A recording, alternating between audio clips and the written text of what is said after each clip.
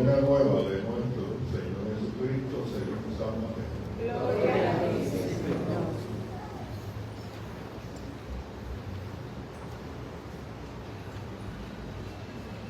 En aquel tiempo comenzó Juan el Bautista a predicar en el desierto de Judea, diciendo: conviértanse, porque ya está cerca el reino de los cielos.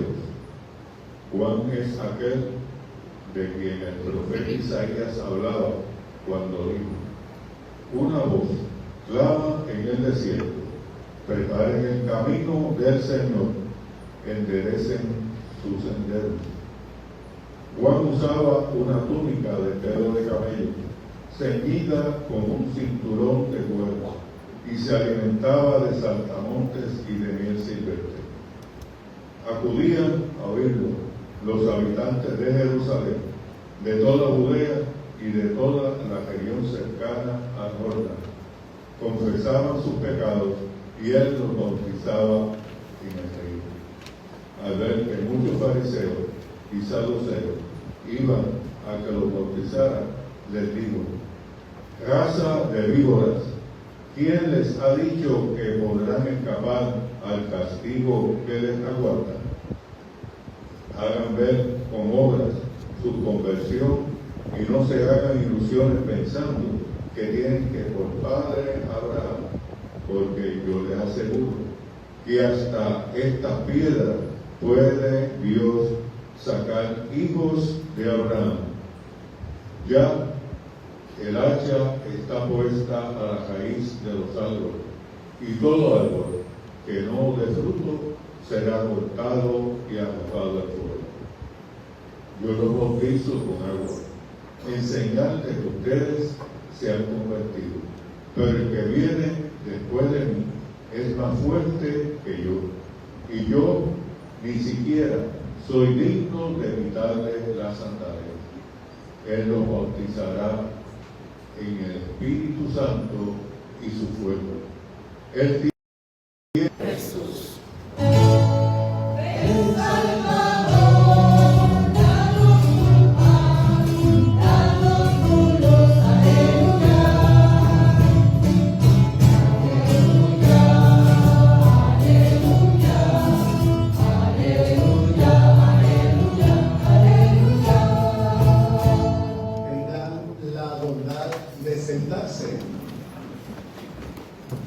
Y de este modo tengamos un breve espacio de silencio para permitir que la palabra proclamada alimente nuestros corazones.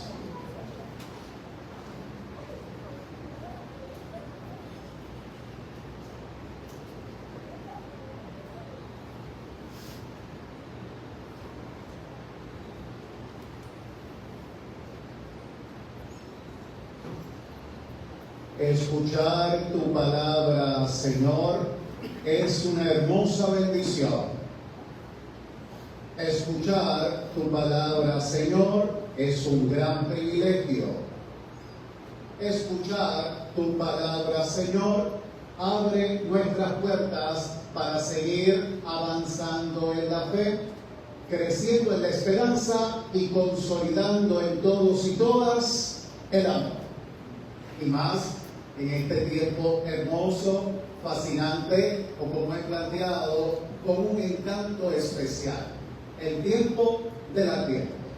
Tiempo de preparación para la gran fiesta de la Navidad. Tiempo de preparación para disfrutar, nutrirnos del gran misterio de la encarnación, permitiendo que podamos ser auténtica y verdaderamente humanos y así dar gloria a Dios con nuestras palabras y nuestras acciones. Por ello hemos emprendido este camino con una invitación primera que la vivimos el pasado fin de semana, cuando la palabra nos exhortó a mirar nuestra realidad presente. ¿Cómo yo estoy ahora? ¿Dónde yo estoy parado? Reconociendo lógicamente los aciertos, las riquezas, las fortalezas pero obviamente reconociendo que todavía tengo camino por recorrer, que todavía puedo ser mejor, que todavía mi vida se puede pulir más, que todavía puedo entrar en una más profunda sintonía con el proyecto de Dios. Siguiendo esa misma línea reflexiva, en este segundo domingo de este tiempo de preparación, continuamos disponiendo nuestras vidas a la salvación de Dios, centrando la atención particularmente, en primer lugar, en la palabra evangélica proclamada, que está situada en el Evangelio según San Mateo. Nos encontramos en esta ocasión, como tradicionalmente lo hacemos, tanto en el tiempo del Adviento como en el tiempo de la Cuaresma, con esta figura tan llamativa, con esta figura tan fuerte, con esta figura tan emblemática de la historia de la salvación. Nos encontramos con Juan el Bautista. Qué curioso que en los dos grandes tiempos de preparación, el tiempo del Adviento y el tiempo de la Cuaresma, la Iglesia nos invita a contemplar esta figura. Porque lógicamente es una figura impresionante. Es de esa gente que no pasa desapercibida. Y aunque interesantemente en el texto sagrado no encontramos demasiada explicación de este gran personaje, lo que sí se nos presenta de él es más que suficiente para pensar, para cuestionarnos y sobre todo para asumir la invitación de Dios. Qué interesante. El texto que acabamos de escuchar con respecto a esta figura nos plantea a modo de síntesis o de radiografía unas vertientes que debemos tomar en consideración. La primera, Juan el Bautista realiza una misión muy especial con dos vertientes. Primera, predicar, anunciar, con un gesto muy concreto que va en consonancia con ello, que es el bautizar. Tanto su predicación como el bautismo tenían un único mensaje.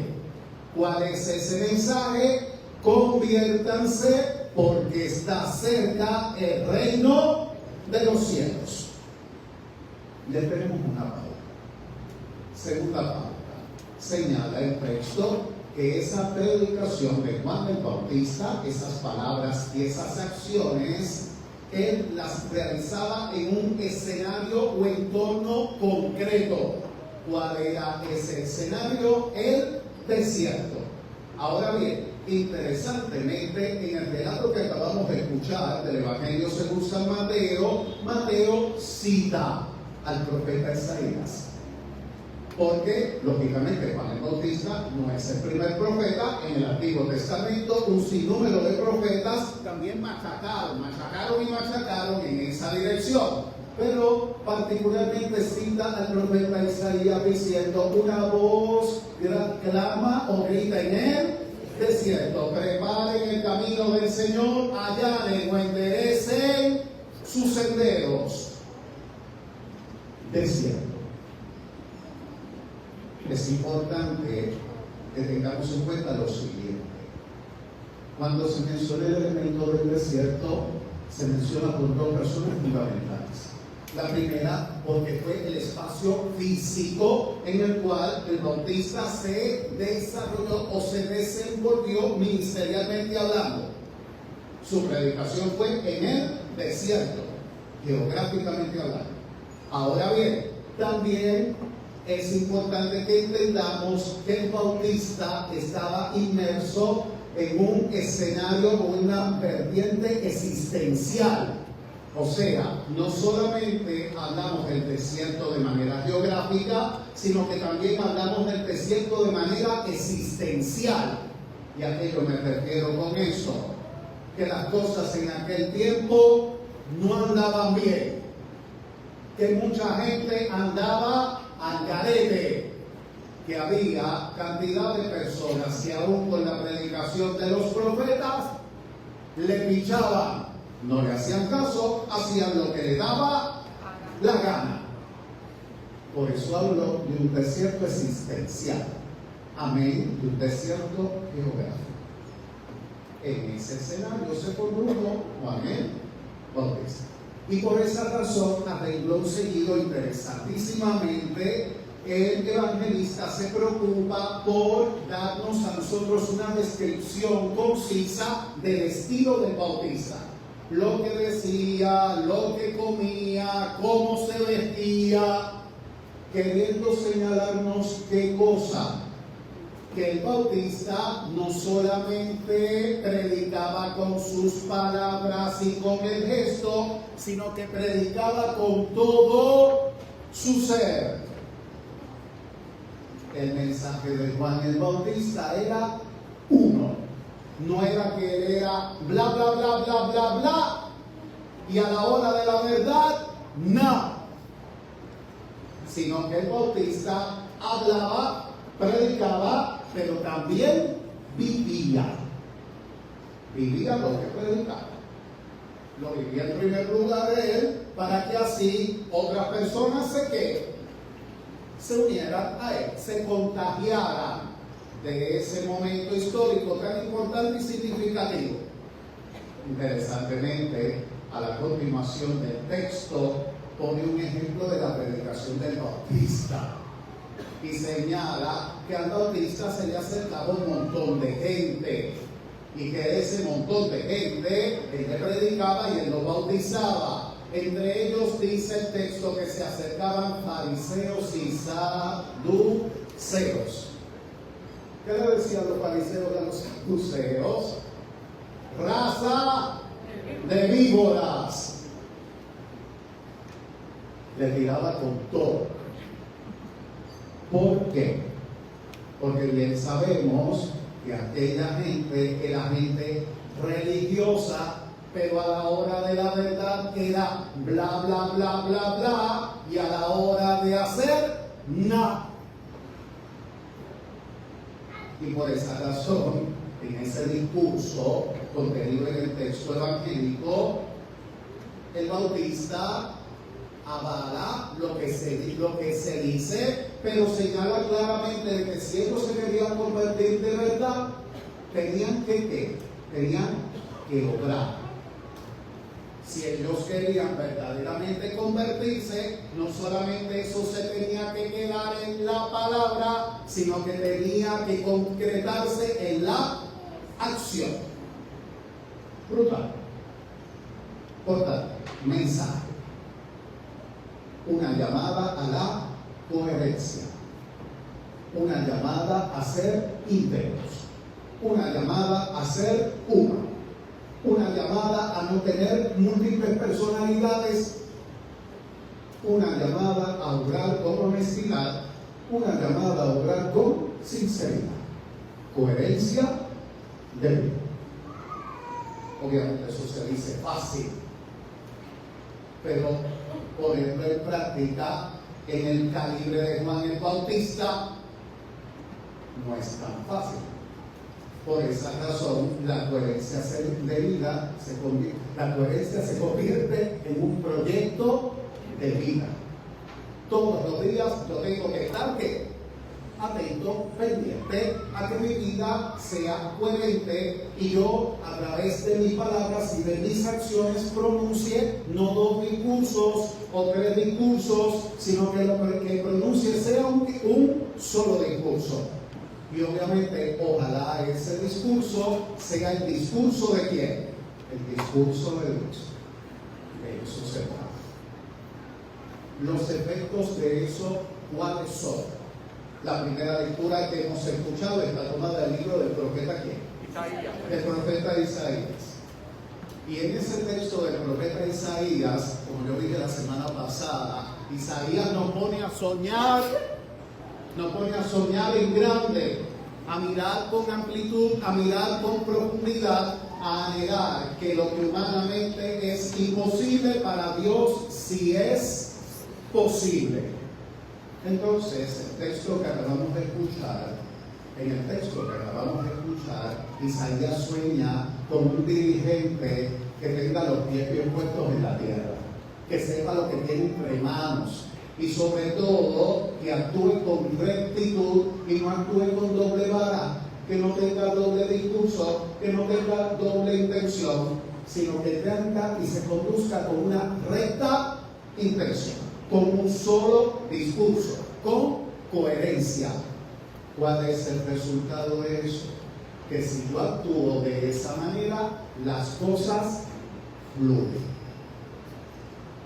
Por eso las imágenes tan hermosas que trae el texto, que lo que naturalmente está encontrado o garateando, los ejemplos que pone de los animales que natural o tradicionalmente están encontrados, Isaías lo presenta y lo sueña como viviendo en profunda armonía y cohesión. Entonces, asumir el proyecto de la honestidad humana y espiritual, de la coherencia de vida, es ganancia para mí, pero es ganancia para los seres.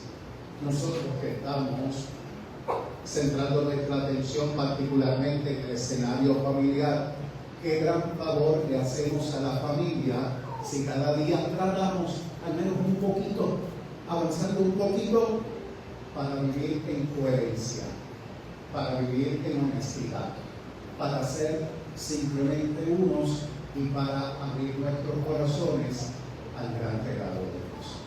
Que este sea un hermoso regalo que abrace nuestras familias en esta Navidad. Que el Señor nos bendiga. Amén.